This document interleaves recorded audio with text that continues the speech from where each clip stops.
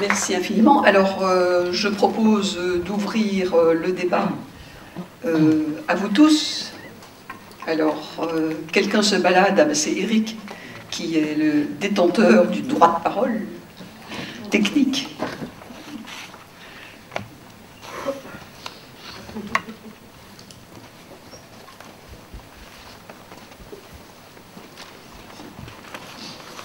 Bonjour, Bertrand Paris, je travaille dans une association qui s'appelle Robin des Villes.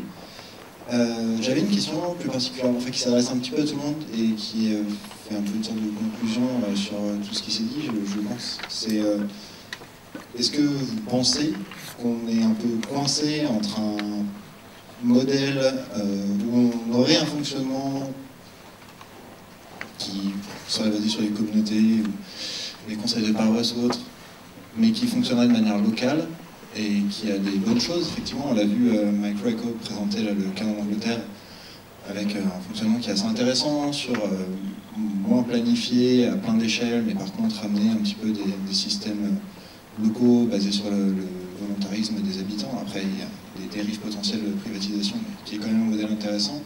Et le modèle à la française, un petit peu ultra centralisateur, très complexe, basé sur une sorte d'idéalisme républicain qui est peut-être un tout petit peu anachronique, je sais pas, je me questionne là-dessus. Est-ce qu'on est coincé en gros entre un modèle qui laisse de la place aux habitants, mais où on est dans un système néolibéral la plupart du temps, avec privatisation ou contractualisation, et toutes les dérives potentielles que ça implique, et un modèle certes républicain qui conserve un rôle, on va dire, de communauté un peu nationale sur des soutiens aux plus défavorisés, etc., mais qui, par contre, n'arrive pas à laisser de place vraiment aux citoyens. Est-ce qu'il n'y a pas un entre-deux à trouver? Est-ce que vous pensez qu'on pourra peut-être le trouver un jour? Merci. Alors, ce que je propose, c'est de prendre 3-4 questions, et puis les panélistes qui voudront répondre le feront, ou d'autres dans la salle pourraient répondre aussi, bien sûr. Si ça vous va, si je procède comme ça?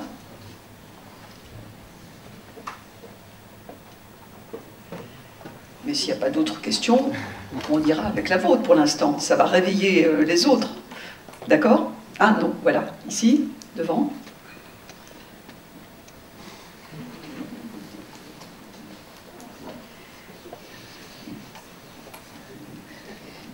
I'm going to ask my question to Mike Rakow, so I'll ask it in English if that's okay.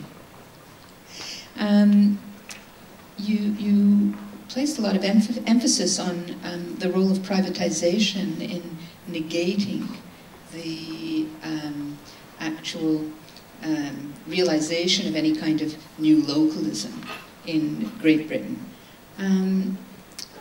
Well, first of all, one comment about that is that from the point of view of government, of this government anyways, would the market, would the private sector not be considered part of civil society?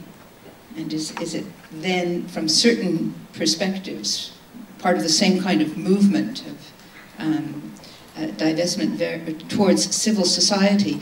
But the real question I wanted to ask was, what I've understood about what's happening in Great Britain is that the whole decentralization or the whole new localism project is denied by the fact that the government still maintains very severe methods of controlling what goes on at that level, through audits, through league tables, through all kinds of methods of that type. And they, in other words, a lot of people have looked at the new localism movement as really a false note, because there's more of a centralization of control in Great Britain than there is any kind of decentralization towards the local level. Do you have any comment on that?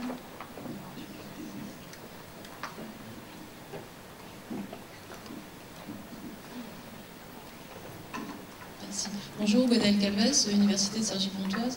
J'avais une question pour Didier Lapeyronie qui concerne la journée de retrait de l'école.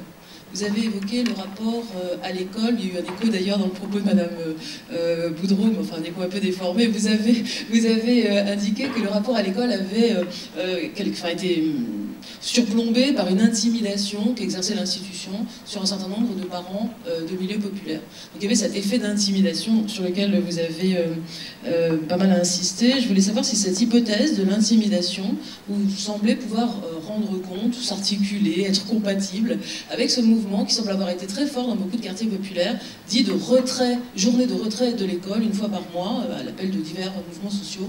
On devait retirer les enfants parce que les enfants allaient être pervertis par la théorie du genre dispensée dans les écoles, y compris primaires. Alors, encore une question?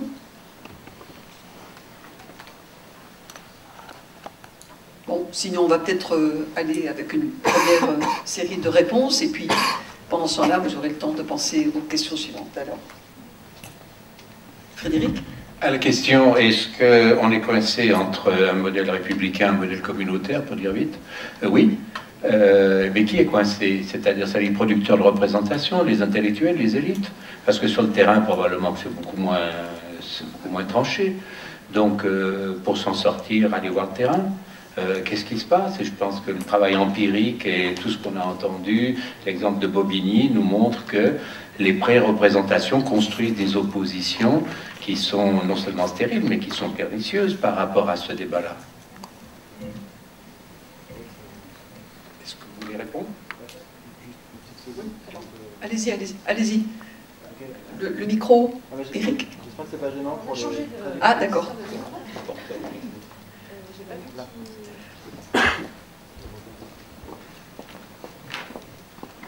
J'ai pas d'attachement spécial au micro, mais apparemment c'est plus simple pour les traductrices notamment. Oui, alors effectivement, je suis assez d'accord avec vous. Après, du temps sur le terrain, j'en passe. En tant qu'habitant simple d'un quartier en mouvement, notamment sur Lyon, et puis aussi dans mon travail, je passe l'essentiel de mon temps sur le terrain. Et justement, on se heurte beaucoup à ça. C'est-à-dire qu'effectivement, il se passe des choses, des belles choses, des constructions de groupes, d'associations, des collectifs, informels, formels, etc. Mais que quand on arrive à faire ce genre de choses, on se heurte à ce fameux modèle républicain, on se heurte à ce système-là, et que finalement ces groupes qui là se créent de manière spontanée et que ça fonctionne très très bien, c'est pas vraiment ça le souci, c'est la place qu'on leur laisse, et qu'au final, là, j'ai l'impression là dans tout ce que j'ai pu écouter ces dernières années, et puis ce qui s'est dit aussi là, c'est que ces groupes-là, ils trouvent leur place finalement dans des modèles néolibéraux où on a un désengagement de l'État et où du coup on est bien content de les trouver parce qu'ils vont pouvoir faire des choses que l'État ne peut plus faire ou n'a plus envie de faire. Que ce soit par idéologie, par manque de moyens, par austérité, par... Et voilà, et la question c'est comment on arrive à conserver un système, ou pas d'ailleurs, peut-être à faire évoluer un système, mais qui va permettre de laisser de la place quoi, à toutes ces choses qui se passent effectivement sur le terrain, mais qui se heurtent sans arrêt à des réglementations, des politiques, des choses comme ça, qui n'acceptent pas de voir que des choses se passent en dehors de leur cadre, justement. Juste pour dire que si je prends l'exemple du Québec, et qu'on pourrait comparer avec ce néolocalisme, on est dans deux dynamiques très différentes. L'enjeu, c'est est-ce qu'il y a décentralisation des moyens, ou à la limite, ce qui me semble impossible en France, octroi de davantage de pouvoirs fiscaux aux unités de base, aux unités locales, des municipalités ou autres, qui pourraient financer. Puis ensuite, il y a un autre enjeu que je vois naître au Québec sur ces questions communautaires, qui est un enjeu idéologique, où actuellement, je pense qu'il y a des éléments de répression assez forts sur ce qui touche la défense des droits, la défense des conditions de vie, mais de manière, je dirais, assez organisée. Tout ça, actuellement, on voit le pouvoir provincial, mais aussi le pouvoir fédéral, craindre de plus en plus ces initiatives-là. Donc, ça veut dire qu'elles sont importantes et vivantes. Thank you. And to expand on that point and relate it to the point made at the front here, I'm not sure that there is such a duality between the Republican model and some Anglo-Saxon model, which I assume means England and the US and Canada, I guess. I mean, to me, Saxons come from Germany, but I'm not sure they're there. But anyway, I'm being mischievous. But there's a bigger point here, which is that the English system is incredibly centralized, as the point was made. It is probably the most centralized form of governance you'll find anywhere. It's not a Republican model of centralism, it's a different model of centralism, which is about government departments organizing services for the local level. Local authorities' role has been to deliver centrally defined services, ultimately, since 1945, since the setup of the welfare system. And on top of all of that, what I was trying to argue was that privatization, as it stands, is actually an extension of that centralism in some ways. It's a form of governance built around regulatory structures. In other words, what states now do is they regulate, they privatize, they work with private companies to construct regulations of governance with those private companies. We do not want less government or less regulation, as we always imagine about neoliberalism. In fact, these companies want governments to be as regulatory as possible so that they can then deliver those regulations at the local level. So, for example, what we're finding in London is that private companies have been working with the government to construct the contracts that they then deliver, whether it's on prisons, or to do with schools, or to do with hospitals, or to do with roads and infrastructure. So there's this incredible nexus of public-private. In Britain, we might call it public-private partnership. In other countries, you have different terminologies for it. But it's a new form of governance in which the state power is extended in many ways. The state is now regulating what private companies do under contract. And that has become almost what governance is. So increasingly, the government is not run by politicians, it's run by the technical experts who write the contracts and are then involved in regulating and delivering those contracts with other private experts. It's not a simple model of neoliberalism and the state withdrawing and allowing private companies to take up the position, the slack. It's actually a very, very integrated model, which is hugely expensive. So the British state still spends a lot of money. Doesn't mean the state spends less money, it spends more money. Privatization costs money. It doesn't reduce state expenditure. This is the paradox, the paradoxes of the English model. So I think if you put it into a binary, I think that's quite a... I'm probably doing that myself in some ways in the talk. It gives quite a simple structure, but it's not actually how the English model is. It's quite different to a Canadian model or even the US model in that sense. And just on the second point about local businesses, what's interesting in the legislation is that local businesses can also write a neighbourhood plan for a business. And this is a very different type of privatisation, but I think it's actually a very positive move, because it means that local small businesses will be able to write neighbourhood plans to support, for example, local shopping centres or local areas, to support local businesses who are community-led, community-driven. So there's some positives about that, I think. Privatisation I was talking about was much more structural. It's about companies like Serco, G4S, huge companies coming in and running enormous parts of the state infrastructure, and then we're expecting communities to somehow control what they're doing locally through these plans, which is, of course, not impossible, but it's actually increasingly difficult.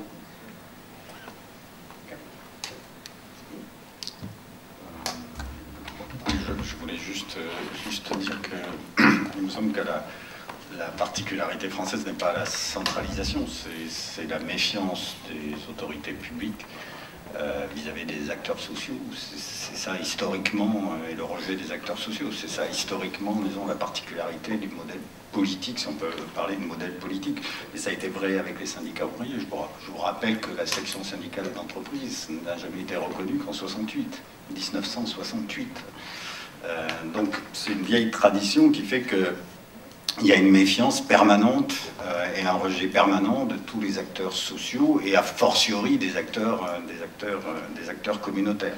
Donc c'est pas lié à la centralisation au sens bureaucratie, mais il y a ça d'un côté, ce qui n'empêche pas d'avoir eu des politiques, et c'est ça la situation dans laquelle nous sommes, des politiques néolibérales de retrait de l'État, assez massive, notamment dans les milieux populaires. Et donc on est dans cette situation, je trouve, assez paradoxale ou assez particulière, c'est le monde néolibéral tel qu'il a été décrit ici serait pas mal pour nous, parce que de fait, il n'y a plus rien, à cause de cette concomitance à la fois du rejet de l'invalidation des acteurs sociaux et de politiques qui ont été menées depuis une quarantaine d'années dans ces milieux. Alors, il n'y a plus rien, j'exagère à dessein, mais quand même, quand on observe les choses, tout ce qui a pu émerger comme acteur au tournant des années 60, 70, 80 dans les milieux populaires et dans les quartiers où j'ai pu travailler, ont eu tendance à disparaître et à s'évaporer. Donc on est dans une situation, je trouve, assez difficile de ce point de vue-là.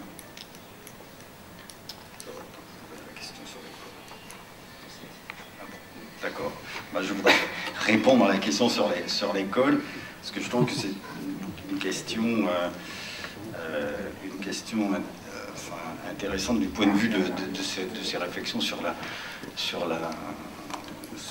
la communauté et sur la situation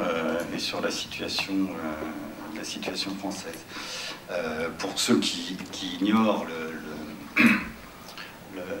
l'événement, c'est qu'il y a eu des rumeurs relayées par les réseaux sociaux dans un certain nombre de quartiers, comme quoi l'école allait enseigner, disons, alors soit la théorie du genre, disaient les gens, mais allait enseigner aux enfants. Alors dans les quartiers où je travaillais, c'était des choses plus pratiques, hein, soit se masturber, soit se faire des bisous.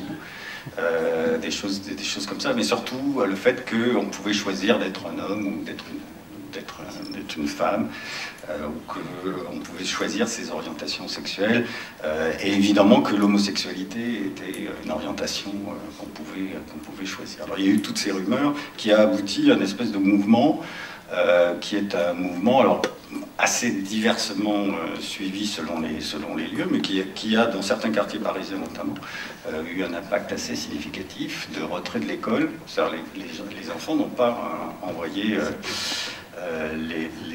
dans ces quartiers populaires, les parents n'ont pas envoyé les enfants à l'école pour marquer leur désapprobation de ce type de choses. Alors, évidemment, il y a deux choses qui se mêlent là-dedans et que je trouve tout à fait intéressantes pour comprendre, disons, la situation contemporaine. Il y a le rapport à l'institution, ça c'est évident, et là, il y a la deuxième chose aussi qui est tout à fait fondamentale, c'est l'idée du genre, et le lien entre le genre, disons, et la culture dominante, qui est véhiculée et diffusée par l'école. Alors, ce que l'on observe dans les quartiers, dans le quartier où je travaille, il y a eu quand même pas mal de retraits. D'abord, ce que je voudrais souligner, c'est que la méfiance vis-à-vis du système scolaire est enracinée depuis longtemps, et une grande partie, enfin pas une grande partie, mais une bonne partie des familles ne mettent pas les enfants, font l'école à la maison, c'est-à-dire pour ne pas la confier, pour des raisons comme vous dites, c'est-à-dire on les amène le matin, on les rend, et on ne sait pas ce qui se passe, puis là-dedans, ils leur apprennent on ne sait pas quoi, et d'ailleurs, les gens considèrent que ce n'est pas le rôle des enseignants d'éduquer les enfants, ça revient à la famille. Donc, c'est une manifestation de la distance et de l'incapacité d'ailleurs de l'institution, et quand on regarde les réactions de l'institution, il y a évidemment une opacité vis-à-vis de l'extérieur. L'institution n'explique pas ce qu'elle fait, pratiquement jamais, et il y a une fermeture de l'institution vis-à-vis du monde extérieur, comme vous le dites. Vous attendez les enfants dehors, à 4 heures, les gens vous racontent ça, à 4 heures, je vais chercher les enfants, l'institut les pousse dehors, et je les récupère dans la rue. Si j'arrive à 4h10, il a appelé mais jamais on rentre dans l'école, jamais. Donc il y a à la fois rupture, sentiment d'étrangeté très fort de l'institution, et sentiment aussi, disons, qu'elle relève d'un autre fonctionnement culturel ou d'un autre fonctionnement idéologique, et j'en viens à cette histoire du genre, parce que ça se greffe bien sur cette histoire du genre, qui est quand même un des thèmes les plus fondamentaux, je trouve, dans la compréhension qu'on peut avoir de ce qu'on appelle la communauté ou les questions sociales. Je vais le dire d'une façon très, très simple. Au fond, qu'est-ce qu'on observe? Enfin, moi, je me suis intéressé à ça il y a une dizaine d'années. Je me suis posé la question, qu'est-ce qui se passe quand il n'y a plus de société? C'est-à-dire, au fond, quand les gens sont hors de la société, parce que l'État s'est retiré, parce qu'ils sont dans la ségrégation, qu'est-ce qu'ils font? Or, on pourrait penser qu'ils font de la communauté. Ils ne font pas de la communauté.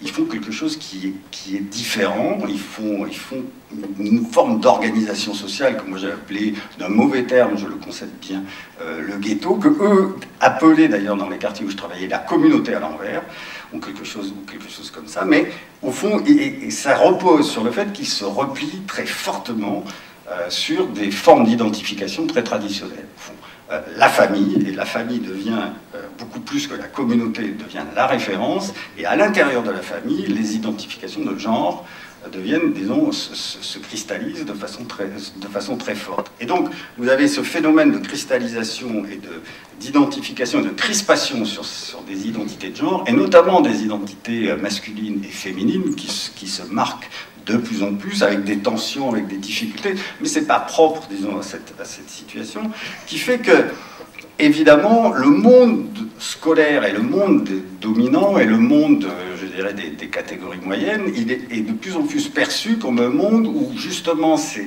un monde de riches, où, justement, ces catégories sont vaporeuses, où les gens éduquent pas les enfants de la même manière que nous, et voudraient nous imposer, d'une certaine façon aussi, leur façon d'éduquer à travers les institutions, et notamment voudraient nous imposer, disons, l'égalité des hommes et des femmes, l'identification des uns et des autres, nous apprendre ce que c'est que d'être une femme ou d'être un homme, et ça crée évidemment une crispation et une tension extrêmement forte. Alors, si vous rajoutez à ça, disons, les ABC de l'égalité, là, diffusés par le gouvernement, ben vous avez cette situation qui devient une situation extrêmement tendue, extrêmement difficile. Et je voudrais souligner ça, c'est si on observe les choses aujourd'hui, dans ce qu'on appelle les quartiers populaires, ils ont cette tension autour de la question scolaire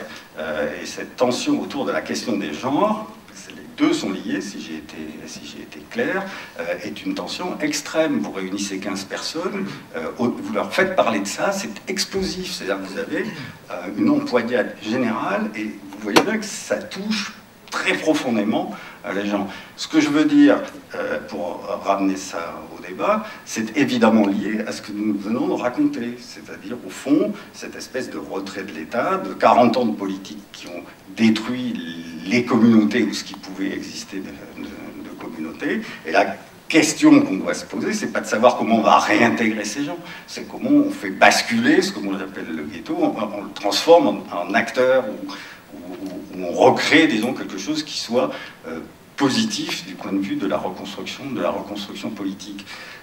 Y compris du point de vue du rapport aux institutions, c'est fondamental parce que, et c'est pas, ça vaut pour l'école, mais ça vaut pour le travail social et ainsi de suite, cette perte de légitimité des institutions invalide très fortement la capacité de travail et l'efficacité des institutions. Et j'ai même tendance à penser, par exemple, que l'échec scolaire, qu'on observe dans ces quartiers, s'explique par ces mécanismes, en grande partie s'explique par ces mécanismes politiques.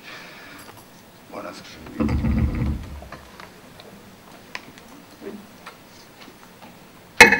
Je vais me permettre de dire deux mots. Je pense que ce qui vient d'être dit est très, très important et peut-être que je vais parler brièvement du débat auquel de la grande, je sais pas comment dire, du grand tsunami qu'on vient de traverser au Québec avec le débat sur la charte des valeurs québécoises qui a été, je ne sais pas si vous avez entendu parler, Annick Germain en a parlé un peu, qui était une charte qui avait été proposée par le gouvernement péquiste, le Parti québécois, tout à fait modelé sur le modèle républicain français, donc qui visait à punir le port de signes religieux ostentatoires dans les services publics.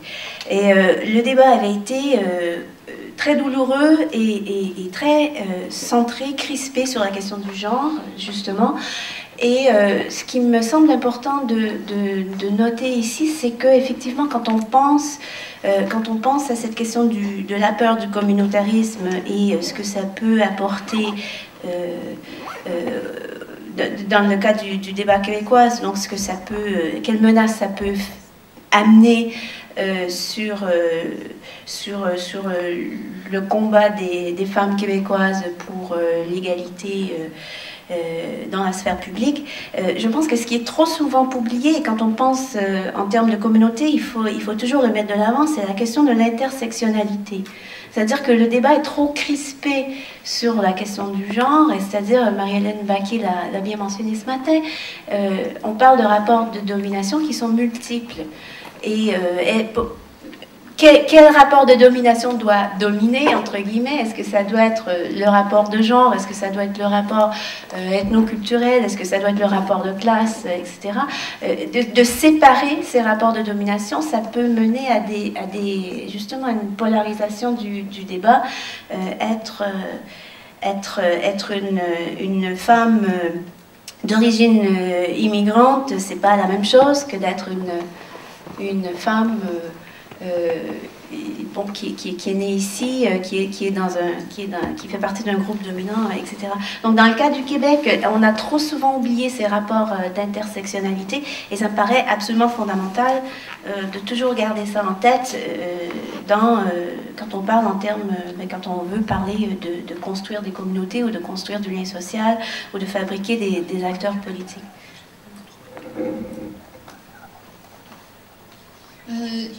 Comme il me semble que nous avons toujours un peu de temps, j'aurais demandé si Frédéric Lesemann pourrait peut-être élaborer sur le troisième point, qui n'a pas eu le temps de discuter plus tôt.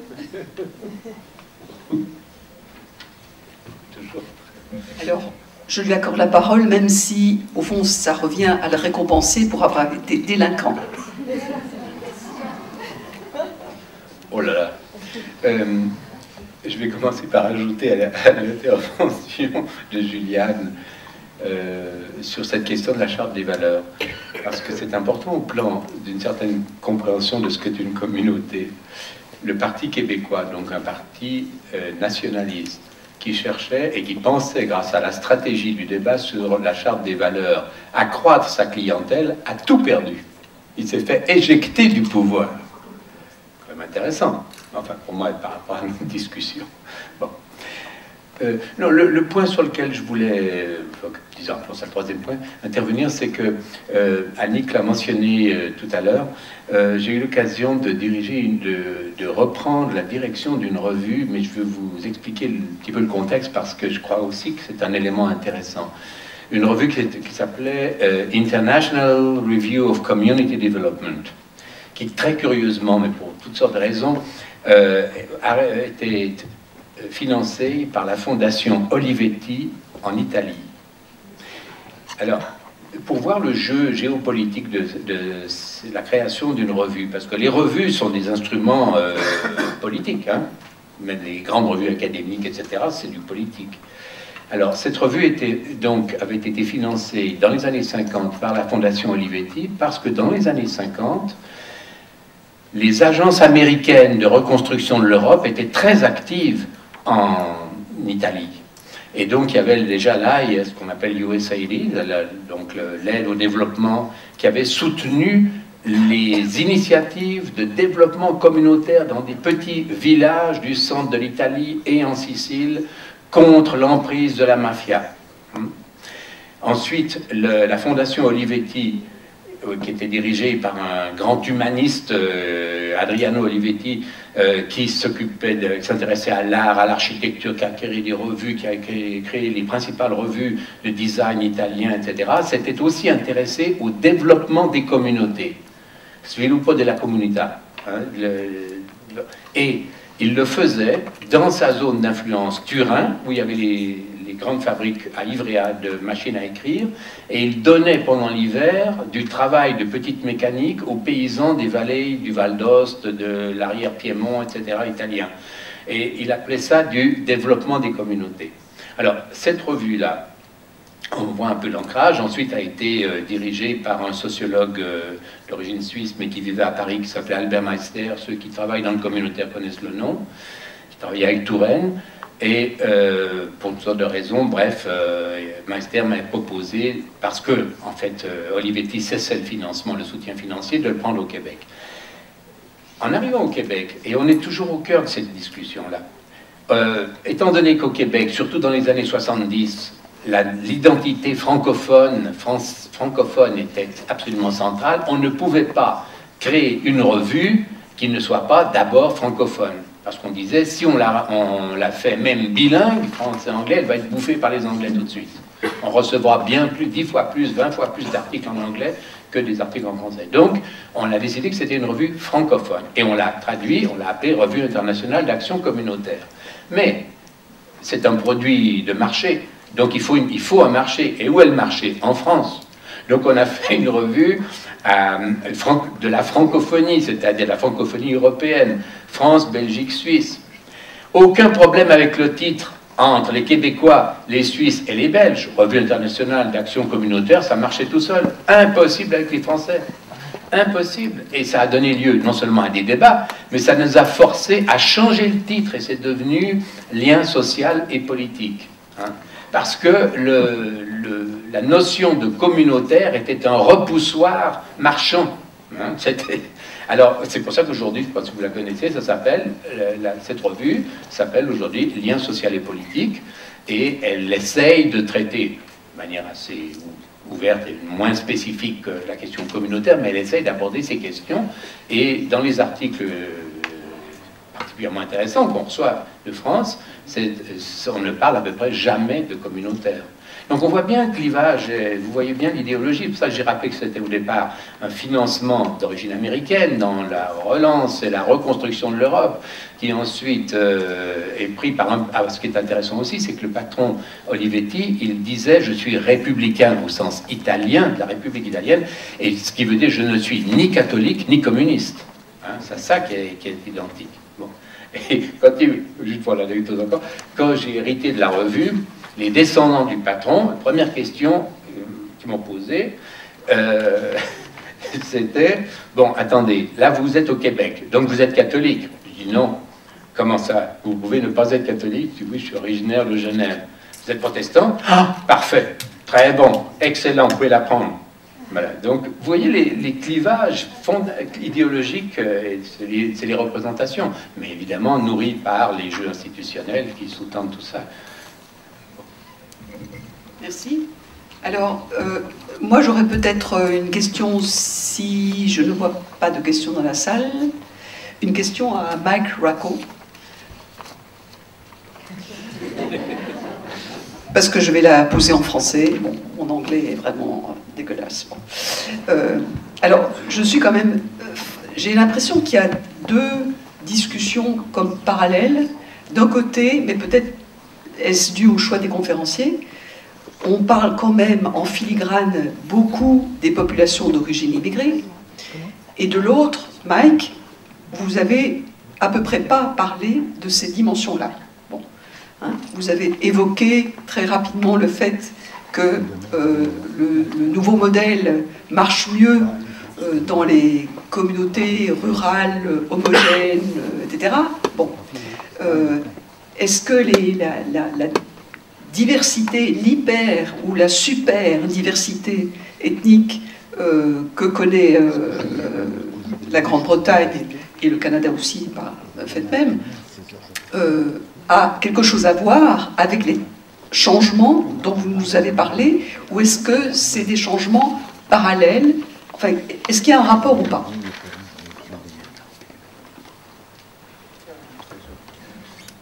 Thank you. Yeah, I think it's a related issue, but there's some bigger questions, which is why I did not touch much on the issue of diversity. I'm working on a European project on super diversity, hyper diversity in cities, and how you govern and manage those processes. And I think what happens in the English case is that there has been an attempt to depoliticize discussions around migrant communities, for example, and to talk in much more cosmopolitan, positive, utterly positive perspectives on how global economies, England as a global open economy, London as a global city, how they thrive through multiculturalism and diversity. And that's a very positive agenda. But it has meant that there has been a lack of political discussion around some of the key aspects of that, particularly in relation then to neighbourhood planning, because one of the implications of a truly decentralized governance model, of a proper neighborhood planning driven agenda, is that of course then it's up to local communities, however they define themselves, to then implement their own agendas and ways of working and thinking.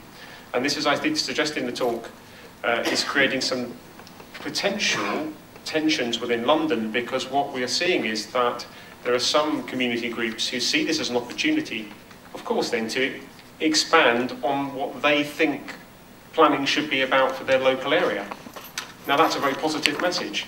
It means though that as a set of policymakers at the centre, or we perhaps as academics, or others not living in those areas, do we therefore have to accept whatever the decision is of those local people to take control of local agendas? Whether, for example, that might mean implementing particular views of education, as I think was being discussed here. I didn't quite understand the wider context of that here, but clearly there's a similar discussion. Ultimately, those are political arguments. You have to argue a case, and you have to be political, and you have to engage and argue a case and implement a particular view, whatever you think is the right view. That's the way in which I'd approach this, rather than trying to turn it into a technical discussion or something removed from the political arena that should be driven by consensus politics or coming up with a consensus view. It's not an easy one, though, I don't think. I think there's some fundamental challenges for our understanding of how states work, and the Republican model, I would argue, is a little bit less flexible at dealing with that than perhaps a model of, in the British context, around multiculturalism. Having said that, there is what we in our research are finding, or call it, a neo-assimilationism about policy across Europe. Neo-assimilationism. In other words, the assimilationist model, which has traditionally been quite French, I think, the European context, is increasingly being used in Britain as well. And the argument's increasingly being used that there is one way of doing things. We should be more similar and less diverse. So there's a tense argument there. I just want to pick up on one point around that, though, which is that I think part of the point I was trying to make, perhaps a slightly more materialist point, because as people like Slavoj Žižek and others argue, why is the discussion around, for example, racism and so on, and inequality, increasingly framed through discussions of tolerance and intolerance? Is it not simply about capitalism? Is it not simply that, in fact, it's not about differences between groups in that sense, it's about differences between class, that in fact people are exploited by capitalism, not necessarily by racism and not necessarily by intolerance, which is how the discussion has been framed in the British context. So in the British context, it's argued that you can explain differences between different groups by a lack of tolerance, but maybe those differences exist because capitalism produces those differences. That's the part of the discussion that is not allowed to happen. It's very interesting in London because the discussion around diversity in London, in the London context, is specific, is put forward as this positive thing. People are asked to buy into the idea of London as a diverse city. The interesting thing about that is then it's actually promoting or underpinning a form of economic growth, a globally led form of economic growth, which encourages polarization between different groups, leading to new inequalities between different groups. So people are being asked to buy into the idea that we should be positive about this. It's never challenged the idea of global growth. But what we need to do is think about how diversity can serve that wider agenda of making London a more competitive, exciting, vibrant city. At the same time, if you do that, you make London a more divided and polarised city between different groups, not just around ethnic diversities and so on, but actually social inequality, socio-economic inequality. And those things are never really discussed properly, I would argue. Partly because of some of the wider things I've been talking about, and the way that in Britain a lot of the discussion around governance is being turned into a technocratic exercise about delivery, about outcomes, about citizens as consumers, for example, which I didn't talk much about, rather than citizens as members of a republic or of a state. I just wonder, final point I want to make is, I wonder if some of the lessons from Latin America, we talked a lot about Europe and North America, but there's a lot of interesting things happening in Latin American urbanism over the last decade, which perhaps we could think about in terms of maybe different models of how to organise cities and urban politics. I'm not trying to stand up for people like Hugo Chavez, and a lot of negative things about people like that as well. But nonetheless, there are some interesting discussions going on in Latin America that are absent in the European context, because the discussions in Latin America are fundamentally about capitalist models and whether they work. Whereas in Europe, the discussion has moved on to tolerance, inequality, cultural discussions but much less about whether or not this thing called capitalist system actually is a good one to have anyway within the way in which cities operate. Merci beaucoup. Je pense que nous allons arrêter ici. Je voudrais encore une fois remercier très chaleureusement nos participants, c'est-à-dire non seulement ceux qui sont de ce côté-ci, mais aussi vous autres. Parfait, merci beaucoup. Alors merci à vous tous.